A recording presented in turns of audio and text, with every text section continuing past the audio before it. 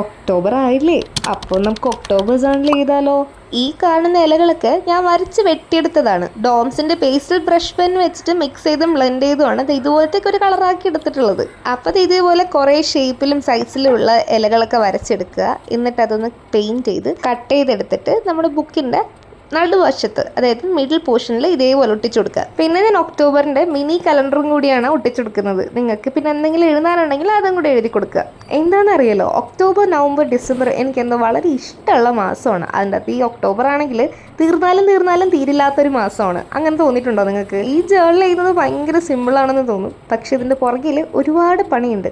അത്രയും ക്ഷമയും ഇൻട്രസ്റ്റ് ഒക്കെ ഉള്ള ആൾക്കാരാണെങ്കിൽ നല്ല അടിപൊളിയായിട്ട് നിങ്ങൾക്ക് ജേർണൽ ചെയ്തെടുക്കാൻ പറ്റും. അപ്പോൾ എപ്പോഴും പറയാറുള്ളത് പോലെ നിങ്ങൾക്കിത് ഇഷ്ടപ്പെട്ടിട്ടുണ്ടെങ്കിൽ ലൈക്ക് ചെയ്യാനും സബ്സ്ക്രൈബ് ചെയ്യാനും കമൻറ്റ് ചെയ്യാനും മറക്കണ്ട. ഒരുപാട് കൂട്ടുകാരുടെ പേര് പറയാനുണ്ട്. ഞാനിന്ന് ഈ വീഡിയോയിൽ കൊള്ളുന്ന ആൾക്കാരുടെ പേര് മാത്രം പറയാം. അപ്പോൾ ഹാനിയ, ബഹ്റൈനി, അഷ്മിയ, സേറ, ഹംന, അനു, സിയാന, ഫാത്തിമ, മൻഹ, സൈനം ആൻഡ് ജന്നത്ത്, എല്ലാവർക്കും വലിയൊരു ഹായ്.